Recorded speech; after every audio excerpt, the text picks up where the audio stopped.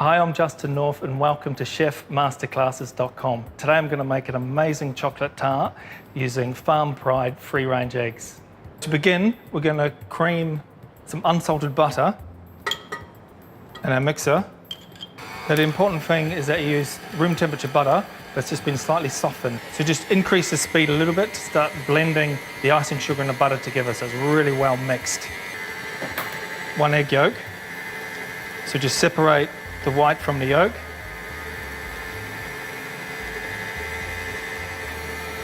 Next yolk goes in. Let that blend for about half a minute until it's well combined. Okay, so to our creamed butter and egg and sugar, we're going to add the sifted flour and a little bit of cocoa powder. Now the cocoa powder will just give us beautiful, rich, lovely, toasty chocolate flavour to it. So that's really well combined now, so we're going to remove that from the machine and just bring it together on our workbench. So you can see this is just coming together now. It's still fairly sticky, and that's just because of the temperature of the butter and the nice creaminess of the egg. You don't need to work it too much, it's just a matter of bringing it together. And if it is, for whatever reason, a little bit too sticky, then you can just add a light dusting of flour. Now the important thing, because we've sort of worked all that gluten in the flour, it's important just to rest that for a little while. I like to rest it for up to about an hour. It's fine. So you can just wrap this in a little parcel of cling film, place it in the refrigerator, and then just let it rest there just to let it relax. Okay, so we're just going to roll out the chocolate pastry on a little bit of non-stick baking paper. Just give it a light dusting of flour just so it doesn't stick. What I try and aim for with this pastry is almost like a sablé dough, so it's like a shortbread. So it's quite short in the sense that it's very crumbly. So when you are placing it into the mold, you'll see it will break really easy, but that's no problem because it's just easy to patch up once we get going. So take a rolling pin, touch of flour on your pin, and then using 2 hands, evenly spread and a nice even pressure along the rolling pin will help to give us a nice even roll. So you want to roll the pastry to about 2 to 3 mil, basically, so it's got some nice texture to it. So you can use a variety of molds for this, some tart rings. So I've got a medium-sized one here, and then some couple of little wee dainty small ones, or of course you could make one large big one. So I'll do 2 of each just so you can see the difference. So roughly cut out a large circle or rough circle that's going to provide you with a little bit of overlap around the tart. So when it bakes, if there's a little bit of shrinkage, you can just cut off the excess pastry afterwards and it doesn't matter.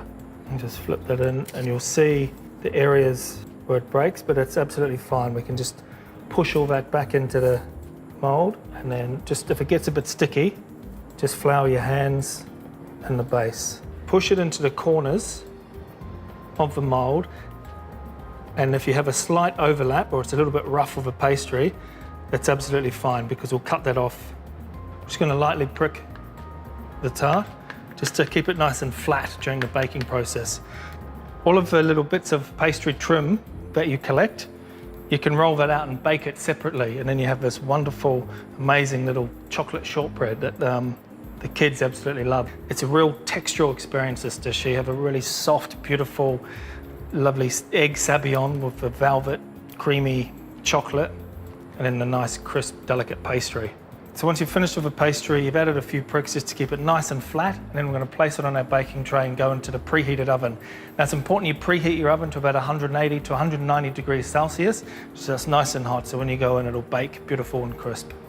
So the next stage of a tart, while we're blind baking the pastry, we're basically going to melt the chocolate and the butter. Now you can use whatever combination of chocolate you like, whether you're using a really rich, bitter, strong chocolate or quite a light, creamy chocolate, or you can use a combination of both. So it's whatever you prefer, doesn't matter. And the butter goes into the bowl, and then we're just going to place it over a double boiler or a pan that's half full of water, just to really gently heat. So you just get a nice soft steam on the base of the bowl, and it'll just heat and melt the butter and chocolate really gently, and then we're just going to fold that together through the sabayon, which we're going to make now, and I'll explain what a sabayon is. Now it is a little bit tricky when you make sabayon for the first time, because the idea is to get the perfect temperature, and what's basically happening is that as we're whisking, we're incorporating air into the egg mix, right? And as the air's going in it, and the heat is gradually cooking it and thickening it and holding those air bubbles together. So you can see about the same time as your arm gets to be quite sore, and The egg sabayon thickens, becomes pale, double in size. You can smell the aroma of beautiful sweet cooked egg. You know we're there. So we can remove it from the stove and just scrape all the sabayon from the sides of the bowl, because the bowl is hot and it will keep cooking, and scramble the egg.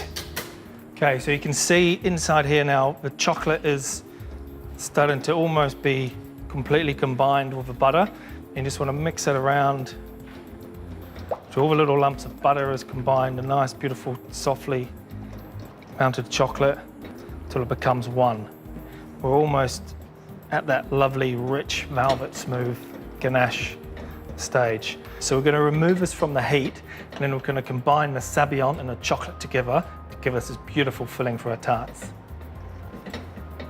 Now you'll notice that the chocolate's quite runny and the sabayon's quite thick.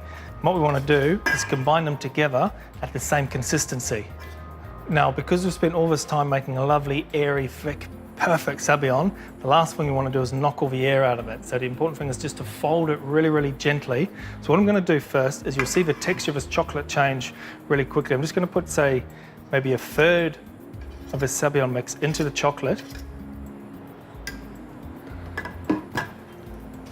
Fold it around, and then what I try and do is move the bowl with one hand and the spatula with the other. And that'll just help incorporate the air and not be over vigorous.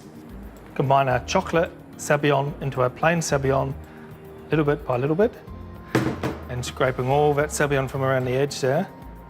One of the worst things you can do is over mix it. So if we were to get our whisk back in there now and work it, we're actually going to knock out a lot of that air. We want to keep it really light. So we're basically going to put the rest of this chocolate mixture into our sabayon, gently folding and just using that nice sort of scooping action. And that's about as far as we want to go. And you can see that it's not all combined, but that's enough for now. So the tarts have come out of the oven. They're beautiful, cooked, crisp, and I've just had a chance to cool slightly. And then just with a knife, just to go around them swiftly and just take that rough edge off them. So they're nice and trimmed and even all the way around. So now all we need to do is just pour this thick, beautiful chocolate and just get it nice and full, and just spoon the mix into the small tarts, like so. So the tarts are now ready to go into the oven, preheated at about 180 to 190 degrees Celsius for about 8 to 10 minutes. Okay, our beautiful tarts are out of the oven now. So you can see that amazing pastry, really crisp, and the velvet smooth chocolate sabayon. So we've also made vanilla Chantilly, which is basically just cream whipped, a little bit of vanilla in there, and a touch of creme fraiche as well. And then to do a lovely dollop or quenelle, we're just going to have some hot water to heat our spoon, the whipped cream, and just roll towards like so, and then on top. And there we have it, our lovely chocolate tarts.